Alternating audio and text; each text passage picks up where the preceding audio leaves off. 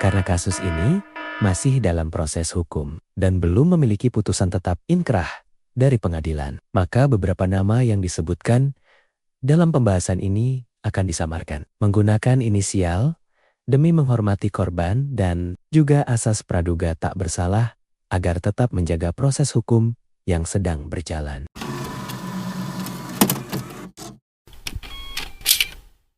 Kasus ini terjadi di Pekanbaru pada tanggal 29 bulan April tahun 2026.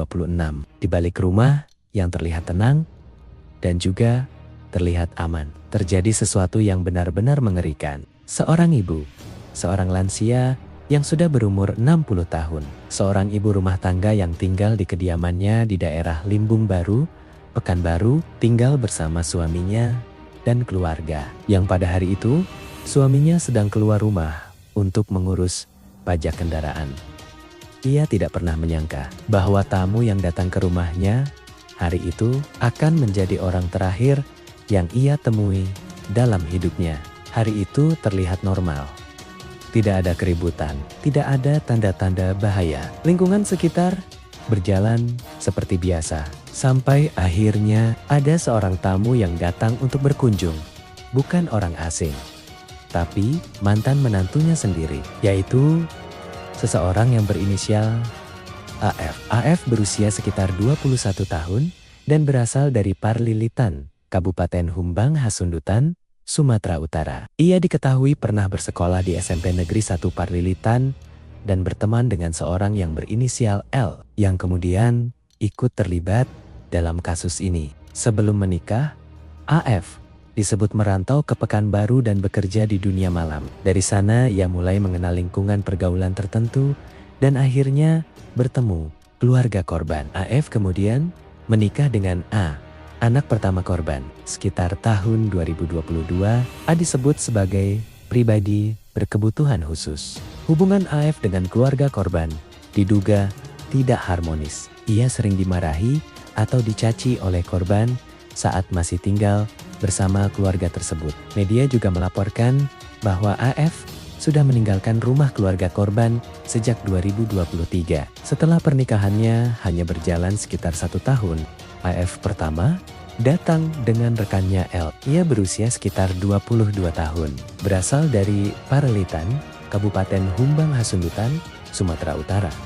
Berteman lama dengan AF sejak SMP. L diajak AF ikut dalam rencana perampokan rumah korban. Mereka datang dengan santai, tenang, seolah tidak ada apa-apa. Bahkan, ia masih sempat berbicara biasa, masuk ke rumah, seperti keluarga pada umumnya. Korban pun tidak curiga, karena tidak ada alasan untuk takut.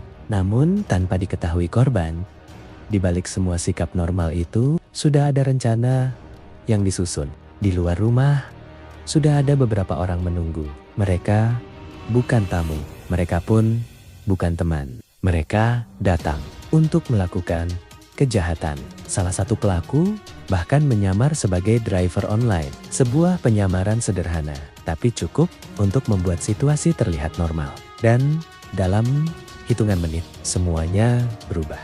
Yang awalnya terlihat seperti kunjungan biasa, berubah menjadi mimpi buruk. Sebelum kejadian sadis itu dilakukan oleh para pelaku, ada anak korban yang baru datang ke rumah korban, yaitu A, anak pertama korban, sekaligus mantan suami dari AF. A disebut sebagai pribadi berkebutuhan khusus dan statusnya saat ini masih saksi, bukan tersangka. A sempat terlihat di luar rumah saat awal kejadian, namun kemudian diminta untuk pergi dari lokasi kejadian oleh L. Tak lama SL sang eksekutor dan pelaku lain berinisial EW datang. SL disebut sebagai eksekutor utama. SL diduga memiliki hubungan dekat dengan EF. Bahkan, beberapa media menyebut keduanya memiliki hubungan khusus. Dari kronologi yang diungkap polisi, SL ikut berangkat dari Sumatera Utara menuju Pekanbaru. Sudah mengetahui target rumah korban. Ikut dalam perubahan rencana dari perampokan menjadi pembunuhan di perjalanan menuju lokasi. Situasi berubah menjadi brutal. Secara tiba-tiba, korban diserang. Dipukul berkali-kali.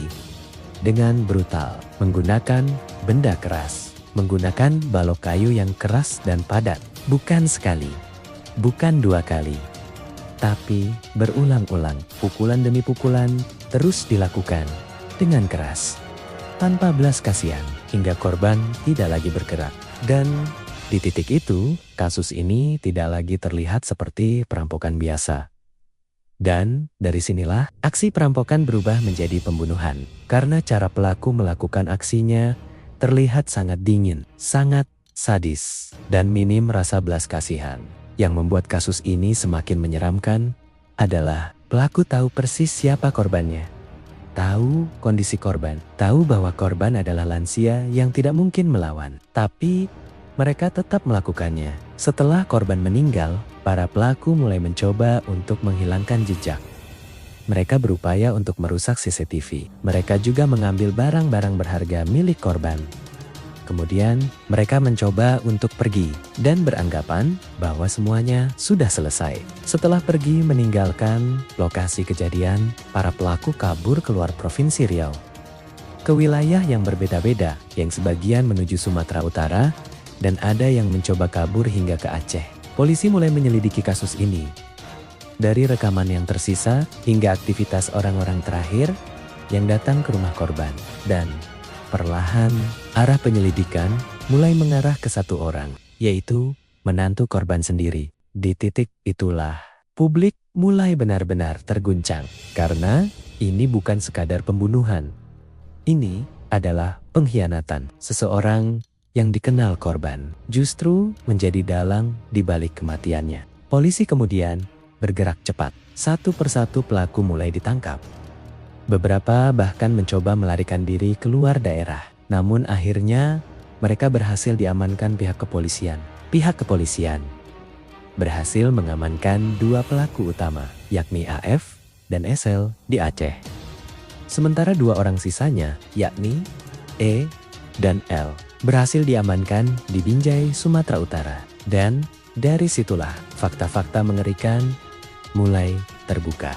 Kapolresta Pekanbaru Kombes Muharman turut mengungkapkan bahwa motif para pelaku tega menghabisi nyawa korban adalah karena didasari rasa sakit hati dari pelaku AF yang merupakan menantu perempuan korban. AF sakit hati pada saat masih menjadi menantu korban dan tinggal bersama korban. Pelaku sering dimaki-maki dan juga sering dimarahi oleh korban. Selain itu, para pelaku melakukan pembunuhan tersebut juga karena ingin menguasai harta milik korban. Para pelaku mencuri perhiasan milik korban, mulai dari gelang, anting, cincin, hingga kalung dan barang-barang lain seperti handphone, serta laptop, loudspeaker, jam tangan, dan teropong. Mereka juga mengambil uang dalam bentuk dolar Singapura milik korban. Uang tunai dolar Singapura, 7 lembar pecahan $100, 5 lembar pecahan $50, 2 lembar pecahan $10, 9 lembar pecahan $2, dan 1 lembar pecahan $5. Namun, belakangan terungkap, ternyata ini bukan pertama kalinya rumah korban menjadi sasaran para pelaku. Menurut keterangan di Reskrimum Polda Riau Kombes Hashim Risahon II, para pelaku sebelumnya diduga sudah pernah melakukan perampokan di rumah korban. Aksi pertama terjadi pada tanggal 8 bulan April 2026. Saat itu, para pelaku masuk ke rumah korban dan berhasil membawa kabur uang sekitar 4 juta rupiah. Pada kejadian pertama tersebut, rumah korban diketahui belum memiliki kamera pengawas atau CCTV. Namun setelah kejadian itu, anak korban mulai merasa curiga dan juga khawatir rumah ibunya sedang diincar. Karena rasa curiga itulah, pihak keluarga akhirnya memutuskan memasang kamera pengawas di rumah korban. Berharap kejadian serupa tidak terulang lagi. Tetapi sayangnya, kekhawatiran itu justru menjadi kenyataan. Setelah aksi pertama berhasil, para pelaku kembali datang untuk kedua kalinya pada tanggal 29 bulan April tahun 2026. Namun kali ini, situasinya berubah jauh lebih tragis. Perampokan kedua itu tidak hanya menyebabkan kerugian materi, tetapi juga merenggut nyawa korban. Awalnya, para pelaku disebut datang ke Pekanbaru hanya dengan niat melakukan pencurian. Mereka berangkat dari Medan menuju Pekanbaru untuk menjalankan aksi perampokan seperti sebelumnya. Namun, di tengah perjalanan, niat itu berubah. Yang awalnya hanya rencana mencuri, berkembang menjadi rencana pembunuhan. Menurut Hashim, para pelaku bahkan diduga sudah merencanakan untuk menghabisi seluruh orang yang berada di dalam rumah korban. Bukan hanya satu orang. Mereka disebut menargetkan 4 orang sekaligus, termasuk suami korban, A, dan adik dari A. Semua yang ada di rumah saat itu diduga masuk dalam rencana mereka. Tetapi ketika hari kejadian tiba, situasi di rumah ternyata berbeda dari yang mereka perkirakan. Hanya korban yang berada di dalam rumah. Dan pada akhirnya, korban menjadi satu-satunya yang menerima kekejian itu dalam peristiwa pembunuhan tersebut. Para terduga pelaku dijerat dengan pasal pembunuhan berencana dan pencurian dengan kekerasan yang mengakibatkan matinya orang.